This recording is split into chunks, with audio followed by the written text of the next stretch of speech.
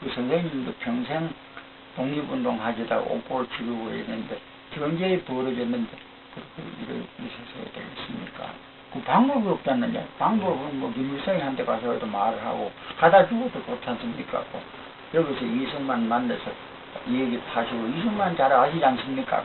민주위원을 같이 했어. 그랬거든요.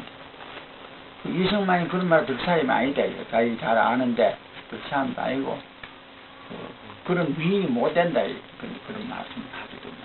그래. 뭐 이승만을 잘못 보고 있는 거다. 아니 뭐 잘못 보고 잘 보고는 별 문제고 그냥 사람이라 하는 걸 기준으로 남을 대하니까 뭐 그 개변 죽는다 이렇게.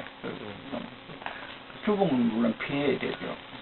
민중인데 이북을 가서 김일성을 만나서 이 얘기 한번 해봐야 되겠다. 김일성에 대해서는 내 좌익 운동을 했기 때문에 보통 사람보다는 조금 믿음이 있어야 됐다는 가서 말하면 안 되겠네. 그래 이제 가는 방법은 그 미국 사람을 통하지 않고는 산발선을 넘질 못해. 그건 죽는 기나 마찬가지야. 내 혼자 걸어가다가는 백발백중 죽는 기니까.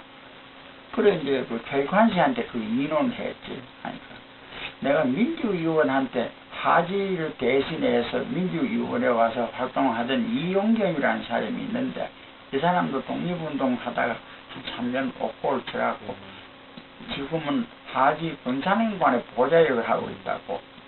그래 또 그러고 한국군의 그 영어 조사도 하고 그렇다고. 그래 한 내가 만나서 한번 해보고. 그래 이제 부산 가서 그 사람을 만나고 난 또 서울에 있기가 못해 대전 가 있고 이런 사이에서 그 사람을 데리고 대전을 왔어. 그 사람을 만나보니까 세상의 전쟁 중에 말이지. 이승만이나 김일성을 만나서 남북을 평화해보자 하는 세력은 이 개인이나 뭐니 하나뿐이다. 뭐 남북 협상을 하다니까 하는 거는 정치적인 모임이고 그 누구든지 할 수 있는 일이고. 그럼 한번 만나봅시다고. 그리고 미국 사람 보고를 했나가 보고를 했다고. 자기가 만나는 미국인은 정치관계 다른 이남에서 최고 책임자래. 그래 이제 대전 자동차를 가지고 왔어.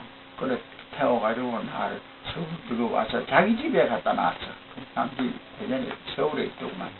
그래 내가 이 얘기를 며칠을 두고 같이 가면서 이 얘기를 했거든. 그래 반동전선에 사람 죽는 장면이 나올 땐 내가 울기도 하고 미국 사람 만나 이 얘기 할 수 있는 그 위치를 조국에 봉사할 수 있는 길이 나왔다고 이제. 그래서 자기 공감한다 이제.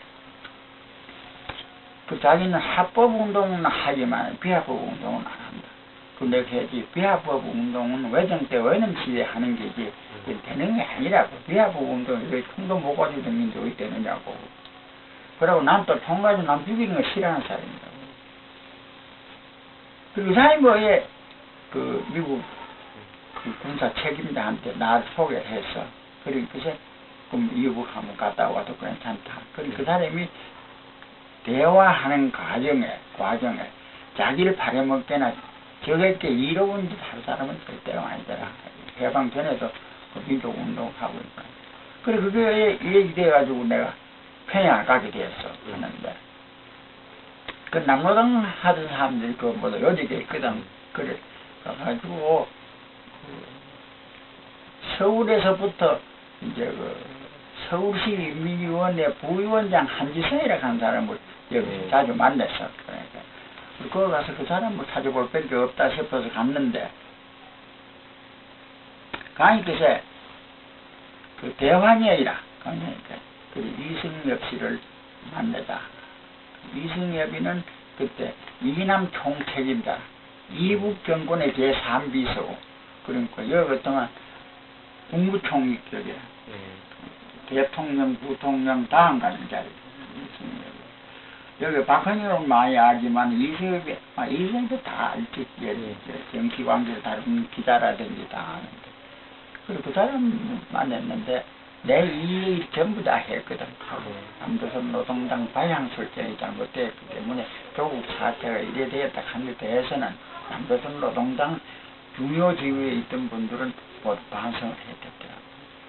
그런 얘기를 자꾸 하니까 더 이제 신뢰도가 가는 모양이라, 그 회양 와서 그 소리 하는 사람이 보니까 절대로 나쁜 짓도 안 할 사람이다. 이래가지고. 거기에서 이제 서로 이논했지. 하니까.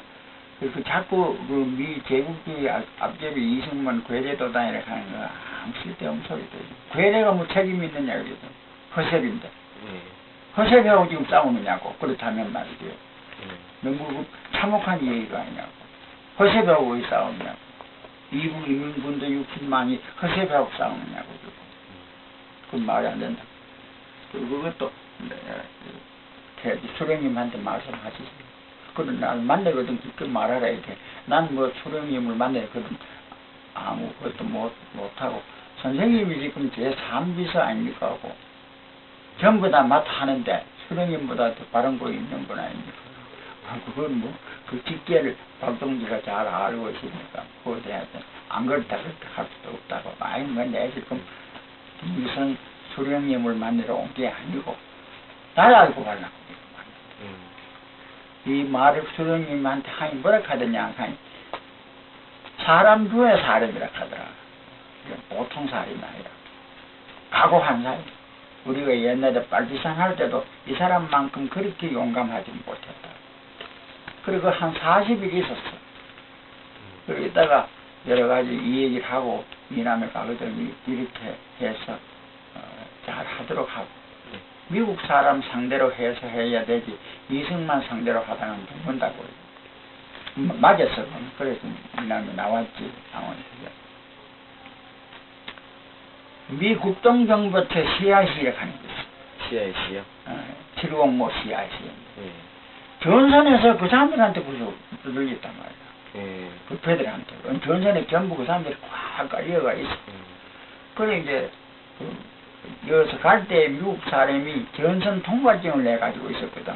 그래 그 사람한테 내 비행기 보면 경렬을 이래 붙이고 달리 차에 태워다가 이용경까지 데려다 줬잖아. 그래 됐는데 그러니까 뭐 그 전선 통과증은 미국 기관에서는 제일 높은 그런 게 된 모양이라. 그래가지고 여기 와서 이제 독립운동 한 분들은 뭐 나를 영시하고 보통 아니라고 이렇게 하고 뭐 독립운동 한 분들이 그때 이남에 한 500명 살에 있었어. 그런 분들 모여가지고 이 얘기도 하고 이러다가 그게 너무 들뜬 소문이 나가지고 청무대 김창룡이가 날 잡아갔어. 간첩이다. 아주 교묘한 간첩이다. 평화운동하는 걸 가장해가지고 간첩이다.